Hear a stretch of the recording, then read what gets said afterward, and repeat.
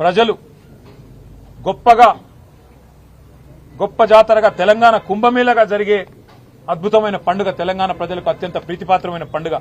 అలాంటి పండుగలో అధ్వాన్నమైన ఏర్పాట్లున్నాయని చెప్పి అక్కడ భక్తులు తిరగబడుతుంటే, అక్కడ భక్తులు ఇవాళ చివరికి మంత్రుల అద్దాలు ధ్వంసం చేస్తుంటే, మంత్రుల కార్ల అద్దాలు ధ్వంసం చేస్తుంటే, ఎంత అధ్వానంగా ఈ రాష్ట్రంలో ట్రాఫిక్ నిర్వహణ, శాంతి భద్రతల నిర్వహణ, కనీసం ప్రజల మనోభావాల్ని గౌరవిస్తూ తెలంగాణ కుంభమేళాలో కనీస ఏర్పాట్లు కూడా చేయలేకపోతే సమీక్షించేవాడు లేడు. ఎక్కడున్నారయ్యా ముఖ్యమంత్రి గారంటే గాలి మాటలు మాట్లాడుతూ గాలి తిరుగుడు తిరుగుతా ఉన్నారు. రాష్ట్రంలో మాత్రం లేరు. ఇవాళ మాకు అర్థమైంది ఏంటంటే, ఈ వ్యవహారం మొత్తం చూస్తుంటే గత వారం రోజులుగా కాలక్షేపం ఏదైతే చేస్తున్నారో, ముఖ్యమంత్రి గారు తిరిగి తెలంగాణలో వచ్చే వరకు మరి గతంలో ఓ సినిమా వచ్చింది, హిట్ 1, హిట్ 2, హిట్ 3 అని 3 భాగాలుగా.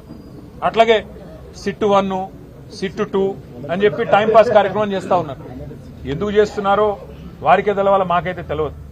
కేవలం ఏదో జరిగిపోయినట్టు, ఇదిగో పులంటే అదిగో తోక అని ఒక డ్రామా తప్ప ఏమీ లేదు. ఒకటి మాత్రం చివరిగా నేను చెప్పదలుచుకున్నా, కేసీఆర్ గారి మీద బురద జల్లాలి అనుకుంటే అది సూర్యుడి మీద ఉమ్మేయడమే అవుతుంది. అది తిరిగి వచ్చి తమరి ముఖం మీదే పడుతుంది రేవంత్ రెడ్డి గారు. ఇది గుర్తుపెట్టుకోండి. ఇక చివరిగా మీ చెత్త రాజకీయం, ఈ లీకులు, పనికిమాలిన విచారణలు 2 ఏళ్లు కాలక్షేపం చేశారు. 50-60 ట్రిప్పులు కొట్టినట్టున్నారు ఢిల్లీకి. ప్రతి వారం ఢిల్లీకి పోవాలి, కాంగ్రెస్ కు మూటలు సమర్పించుకోవాలి. కాంగ్రెస్ కు మూటలు ఇవ్వకపోతే కాంగ్రెస్ పెద్దలకు మీ సీటు పోతుంది. అట్లాగే ఢిల్లీలో ఉండే బీజేపీ పెద్దలను అర్ధరాత్రి దొంగరాత్రి వెళ్లి కాలు పట్టుకోవాలి. నా కేసులు దయచేసి పెట్టకండి, దయచేసి నేను అవసరమైతే భవిష్యత్తులో మీతో కలిసి నడుస్తా అని కాళ్లు పట్టుకోవాలి. ఇది ఒకటే మీకు తెలిసింది. ఈ 2 ఏళ్లలో మరి మీరు రాష్ట్రానికి సాధించింది ఏమన్నా ఉందా దయచేసి చెప్పాలని చెప్పి నేను రాష్ట్ర ప్రభుత్వాన్ని అడుగుతా ఉన్నా. బుద్ధి తెచ్చుకొని ఇప్పుడు అన్ని ట్రై చేశారు మీరు. కాళేశ్వరం అన్నారు, స్కామ్ అన్నారు. 93,000 కోట్లు ఖర్చు అయిన దానిలో 1,00,000 కోట్ల స్కామ్ అన్నారు. అట్లాగే ఫార్ములా ఈ కుంభకోణం అన్నారు, ఏదో జరిగిందన్నారు. విద్యుత్ విషయంలో ఏదో రిటైర్డ్ జడ్జి గారు, సుప్రీంకోర్టు జడ్జి మదన్ లోకూర్ గారిని వేసి ఏదో సాధిస్తామన్నారు. మరి ఇప్పుడు ట్యాపింగ్ అంటూ 2 ఏళ్లుగా టైంపాస్ చేస్తున్నారు. ఒక్కొక్కటిగా ప్రజలకు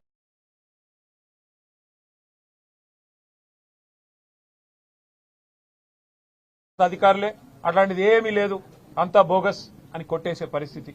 ఇది కూడా అదే పద్ధతుల్లో మరి ఫైనల్ స్టేజ్కి వచ్చింది. కాబట్టి నేను రాష్ట్ర ప్రభుత్వానికి ఒక ప్రతిపక్ష నాయకుడిగా, బాధ్యత గల ప్రతిపక్ష శాసనసభ్యుడిగా ఒక సూచన చేస్తా ఉన్నా. ఇకనైనా మీరు ఈ అటెన్షన్ డైవర్షన్ గేమ్లు ఆపేసి, ఇప్పుడు బడ్జెట్ ప్రవేశపెట్టే టైం వచ్చింది. ఇది మీకు 3వ బడ్జెట్. దీని తర్వాత మీకు మిగిలేది ఒకటే బడ్జెట్. ఆ తర్వాత లాస్ట్ ఇయర్ అయితే ఎట్లాగూ ఎలక్షన్ ఇయర్, మీరు పెట్టిన దానికి చిత్తు కాగితంతో గీకి పారేసుకునే దానికి ఎంత విలువ ఉంటుందో లాస్ట్ ఇయర్ మీరు పెట్టే బడ్జెట్ కూడా అంతే విలువ ఉంటుంది. కాబట్టి ఈ 2 బడ్జెట్లు ఏవైతే మీ చేతుల్లో ఉన్నాయో, అందులో ఇప్పుడు పెట్టబోయే బడ్జెట్ ఫిబ్రవరిలో పెడతారో, మార్చిలో పెడతారో రాష్ట్ర బడ్జెట్. ప్రజలు మీ వైపు చూస్తున్నారు. మీరిచ్చిన 420 హామీలు, బలహీన వర్గాలు మీ వైపు చూస్తున్నారు. 1,00,000 కోట్ల బడ్జెట్ అన్నారు, 2 బడ్జెట్లో మీరు 20,000 పెడతామన్నారు. ప్రతి బడ్జెట్లో పెట్టలేదు బీసీలకి. మరి ఈ బడ్జెట్లోనన్నా గత బడ్జెట్లు ఇది కలిపి ఒక 35,000 కోట్లు పెడతారా అని చెప్పి రాష్ట్రంలోని బీసీలందరూ చూస్తా ఉన్నారు. 42% వాటా ఇస్తాం ప్రభుత్వ కాంట్రాక్టులు అన్నారు. మరి పొంగులేటి శ్రీనివాసరెడ్డికి వస్తున్నాయి కాంట్రాక్టులు తప్ప ఈ రాష్ట్రంలో ఏ బలహీన వర్గ సోదరుడికి రావడం లేదు. అందుకే బీసీ కాంట్రాక్టర్లు మీ వైపు చూస్తున్నారు. దళిత బంధు 10 లక్షలు ఇస్తే మేము 12 లక్షలు ఇస్తామని జబ్బలు జరుచుకున్నారు. మల్లికార్జున్ ఖార్గే గారిని తీసుకొచ్చి చేవెళ్లలో ఎస్సీ/ఎస్టీ డిక్లరేషన్ పేరిట హడావుడి చేశారు. మరి ఈ బడ్జెట్లోనన్నా అంబేద్కర్ అభయహస్తం పెట్టి రాష్ట్రంలోని దళిత గిరిజన బిడ్డలకి 12 లక్షలు ఇస్తామనేదైతే మాట చెప్పారా, ఆ మాట నిలబెట్టుకుంటారా లేదా అని చెప్పి రాష్ట్రంలోని దళిత గిరిజన సోదరులు మీ వైపు చూస్తున్నారు. మైనారిటీలోకి సబ్ ప్లాన్ అన్నారు. మరి మైనారిటీ సబ్ ప్లాన్ ఏమైనా పెడతారా? మరి మైనారిటీలకు కనీసం ఏదన్నా న్యాయం చేస్తారా? మైనారిటీ సోదరులు చూస్తా ఉన్నారు. అట్లాగే విద్యా భరోసా కార్డు అన్నారు 5 లక్షలు. మా విద్యార్థులు చూస్తా ఉన్నారు మీ వైపు. మీ 420 హామీలు, మీ 6 గ్యారంటీలు ఆడబిడ్డలు ఎదురు చూస్తున్నారు. మహాలక్ష్మి నెలకు 2,500 ఎప్పుడు వస్తాయని. ఇవాళ మేము మున్సిపాలిటీలో ఇల్లు తిరుగుతుంటే బిడ్డ 2,500 ఎప్పుడు ఇస్తారు అని మమ్మల్ని అడుగుతున్నారు. అబద్దాలు చెప్పింది మీరు, అడుగుతున్నది మమ్మల్ని. ఇది ఈరోజు రాష్ట్రంలోని పరిస్థితి. ఇవాళ రాష్ట్రంలో ఈ పరిస్థితులుంటే మీరు గాలి మాటలు, గాల్లో విహారాలు, సిట్ల పేరిట కాలక్షేపాలు బంద్ చేసి బడ్జెట్ మీద దృష్టి పెట్టండి. రాష్ట్ర ప్రజలకిచ్చిన 420 హామీలు, 6 గ్యారంటీలు, వాటి అమలును ఎప్పటి నుంచి మొదలు పెడతారు, ఈ బడ్జెట్లో ఎన్ని కేటాయింపులు చేస్తారు? మేం మాత్రం మిమ్మల్ని వదలకుండా రాష్ట్ర ప్రజల తరపున వెంబడబడతాం. తప్పకుండా ప్రజల తరపున అడుగుతూనే ఉంటాం.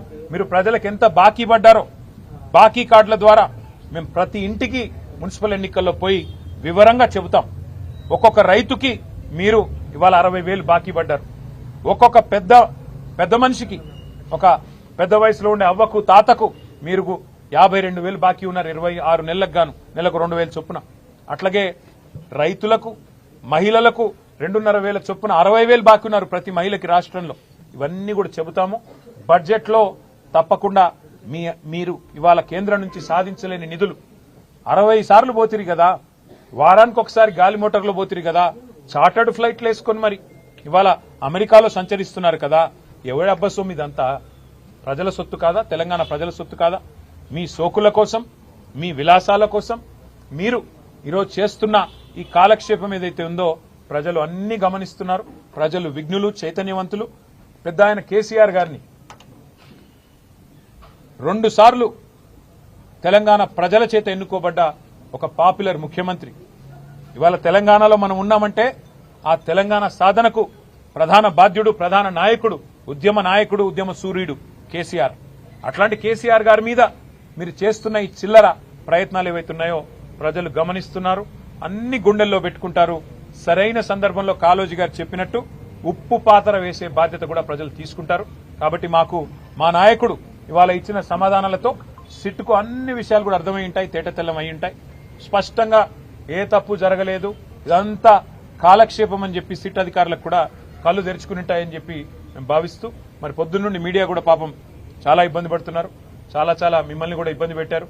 1000 మంది పోలీసులు పెట్టి మిమ్మల్ని నూకుతున్నారు, మా వాళ్ళని నూకుతున్నారు. అసలు 1000 మంది పోలీసులు పాపం ఆ కోటిలో దొంగతనాలు జరిగే కడవ 5గురున్నా దొంగతనాలు జరగవు. క్రైమ్ రేట్ పెరుగుతున్నది హైదరాబాద్ లో, వాటి మీద సోయి లేదు. ఎక్సైజ్ కానిస్టేబుల్లను గంజాయి స్మగ్లర్లు తొక్కుతుంటే సోయి లేదు. ఆ 1000 మంది పోలీసులను అక్కడ పెట్టి రాష్ట్రంలో శాంతి భద్రతలు పరిరక్షించాలని కోరుతూ మీడియాకు కూడా ప్రత్యేకంగా ధన్యవాదాలు. ముఖ్యంగా ఉదయం నుండి మా కార్యకర్తలు గ్రామాన ఈరోజు గర్జించారు, గ్రామాన మరి తిరగబడ్డారు. ఈ ప్రభుత్వానికి బుద్ధి చెప్పే విధంగా గొప్పగా పోరాడారు. సోషల్ మీడియాలో మా సోషల్ మీడియా వారియర్లు, అట్లాగే గ్రామాన మా కార్యకర్తలు, అట్లాగే ప్రతి పట్టణంలో కదందొక్కి మోటార్ సైకిల్ ర్యాలీలు, అట్లాగే రాస్తా రోకోలు, ధర్నాలు, నిరసనలతో హోరెత్తించిన ప్రతి ఒక్కరికి చేతులు జోడించి హృదయపూర్వకంగా ధన్యవాదాలు తెలియజేస్తూ మరి మళ్ళొకసారి మీడియాకు కూడా ప్రత్యేకంగా ధన్యవాదాలు. నమస్కారం.